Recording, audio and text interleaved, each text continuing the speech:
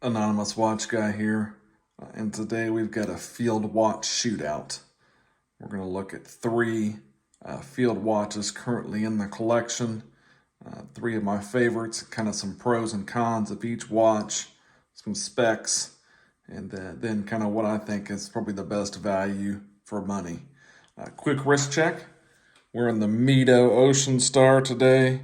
Very underrated dive watch from Mito, great brand, Swatch Group brand, ETA movements, great value. Definitely got a big Swatch theme going on here with the Mito, Hamilton Tissot boxes, and then the Longines book. So without further ado here, let's look at these three field watches. I tried to pick probably my favorite three field watches from my collection, and these may be some field watches that you're looking into purchasing yourself. Kind of the king of the castle, the probably the field watch you think of when you think of field watches is the Hamilton Khaki Field automatic. Now this is the 42 millimeter version. It is a 11 millimeter thick. This does have a very long 52 millimeter lug to lug. So they do make this in a 38 millimeter version. So again, this being a Swatch Group watch, you've got your Hamilton Caliber H10 movement, which is basically an ETA at 2824, and you're getting 80 hours of power reserve on this one. This also has 100 meters water resistance, and it's a push-pull crown. But this is kind of the big dog on the block. When you think of field watches, you think a lot of the Hamilton Khaki lineup, and also some of their manual wind field watches. So some quick specs on that one. We'll get some specs on the others here, and then we'll talk about kind of the pros and cons of each one. Next up is the Seiko SRPG27. Now this is a newer field watch in the Seiko lineup. It replaced some of the other Seiko 5 watches that Seiko moved on from. This is a 39.4 millimeter case. It has a 20 millimeter lug width, 48 lug to lug, 13.8 millimeters thick. This is using the caliber 4R36 Seiko movement. That only gets you about 40 hours of power reserve. This is a hardlets crystal on the front. You do have a display case back showing that movement on the back. It is also a push-pull crown with 100 meters water resistance. Pretty standard Seiko bracelet. So that is the Seiko SRPG27.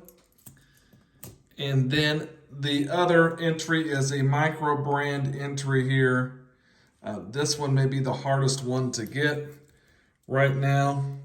It is currently sold out on their website, but this is the Axios Pathfinder. Now, Axios is kind of a sister brand to Zelos, and this is kind of a 1940s style field watch is what they said they were going for with this one. This one does have the Seiko NH35 movement in it, which is also going to give you about 40 hours of power reserve. This is a 40 millimeter case. It is 12.3 millimeters thick, and it has a lug to lug of 47 millimeters. This one is a screw down crown. This is the only screw down crown in the group. This one also gives you 200 meters water resistance, and it is a sapphire crystal with inner AR coating. Very nice watch, very cool closed case back with the winged Pegasus on the back. So very cool, very nice looking. That textured dial is pretty cool as well. So let's go back and kind of look at some pros and cons of each piece. Obviously with the Hamilton, you are getting name and brand cachet. You are getting some pretty killer specs with that ETA 2824 movement with your 80 hours power reserve. You're getting great legibility, really with that black dial with your white numerals, really easy to read. Tremendous finishing. The brushed parts of the case, the brushing is great. You've got your high polished bezel. It comes on you can get it on bracelet. I've got it on this leather strap, which is not the greatest leather strap, but it's pretty good. Oversized crown, really easy to use. Signed. Very thin. Turn down lugs. Wears very comfortably. And a full retail price of $575 US on this one. And you can frequently find it used for much cheaper and even gray market probably for around $400. So tremendous value for money on this watch. Full of specs, great Swiss movement, outstanding finishing. There's a reason why the Hamilton Khaki series is thought of as kind of the gold standard of field watches. This one's it's a home run. It's a great piece. So drawback to this watch, there's probably, again, maybe with, a push-pull crown, maybe some additional water resistance, but it's, it is a field watch. It's not a dive watch. You can find some cheaper options out there, but I still think at the value for money, the Hamilton's hard to beat. Some additional thoughts on the Seiko SRPG27. Again, I really like the dial on this one. You've got your applied Seiko logo. I like that script automatic. Very legible watch. Again, red tip seconds hand. Decent finishing. It is a more budget Seiko. The retail price on this watch is $275. You can find these for around $200 all day long. 40-hour power reserve isn't bad. The movement does have hacking. Again, it is a push-pull crown. It does have drilled lugs, so it would be easy to change the bracelet. The bracelet's your standard budget Seiko bracelet. It's nothing spectacular, just a pressed bracelet. That would probably be the biggest drawback of this watch, but again, you can put it on another bracelet pretty easily. 20 mil lug width, easy to change, lots of different straps that you could choose from. But a solid offering. I really like this watch. I think it has a lot of value as well, coming in at just $200. Probably not on the same level again as the Hamilton as far as finishing or the movement or some of the other things as far as that goes, but a very nice offering for around $200 US. Typically, you can find them for that, and I think it's a solid choice. The Axios Pathfinder. Again, this is a micro brand, being that it is a sister company to Zelos. You're getting some quality there. This has great looks. That textured dial is just gorgeous. Your applied numerals. The lume is really good on this one. The finishing is a step above where the Seiko is. Some really nice brushing, polished bevels there. Signed screw down crown. You're getting the most water resistance of any of the three on this particular watch. This one comes in at $329 US on their website. Like I said, again, it is currently sold out. The bracelet is very nice. Really nice feel. Kind of a standard, what you would call a micro brand class, but it is milled out. There are micro adjustments on it, so you can get a nice fit.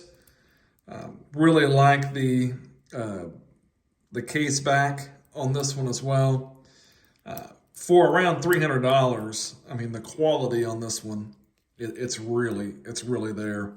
I mean, you know, these two are really close in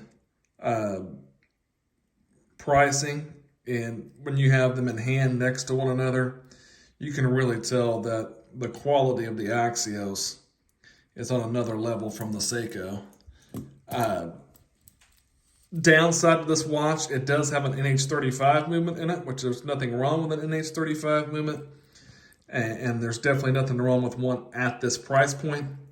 Again, around 40 hours power reserve there, but this does have a ghost date position, which can be kind of annoying for some. You know, they could have put a no date movement in here and eliminated the ghost date, but that would be one kind of a negative drawback of this watch. But some great specs, again, some great value for money on this one, some great just finishing overall quality, build quality of this watch is outstanding. So if I had to, you know, rank these as a 1, 2, 3 kind of deal, I would probably put the Hamilton first, the Axios second, and the Seiko third. The advantage that the Hamilton and the Seiko have over the Axios would just be availability. You can get the Hamilton and the Seiko all day long, just about anywhere online. The Axios, again, it is being that it's sold out on the website, makes it a little bit harder. But to me, out of these three, the Hamilton's still the king as far as the specs that you're getting with that ETA movement, with that 80-hour power reserve, the level of the finishing, just the overall build quality of the Hamilton is above and beyond the others. You know, it's a Swiss-made piece, and you can definitely tell that there's some additional quality there. The Axios, again, great value, great looks, really nice style, also solid finishing. Availability and that ghost date would be the drawback for that one for me. And then the Seiko's a solid watch. You know, there's a lot to like about the Seiko. I think it's a really you know, enjoyable piece. You know, it's on par with a lot of, you know, entry level Seiko pieces. The bracelet, you know, isn't the greatest, but it's a very nice watch. You know, the other two have sapphire crystals. That one has your Seiko Hardlex. You know, the other two offer, you know, a little bit better specs overall. You know, the movement in the Axios is a Seiko movement. It's not the greatest Seiko movement, but it is a, you know, a time-tested movement. But, you know, as far as the field watch shootout goes, you know, I think the Hamilton's still the king amongst these three. But I think you can probably not go wrong with any of the three. I would recommend, you know, any of these three if you're looking for a field watch in your collection. You know, the Seiko is probably the easiest to find, and you can probably get it for the cheapest. But again, for just another, basically, you know, couple $100 extra, you can step up and you can get the, you know, the Hamilton Khaki in your collection. And, you know, as far as value for money field watches go, I still think it's probably the best out there. So thanks for watching. If you liked the video, give it a like. Maybe subscribe to the channel. We'll see you next time.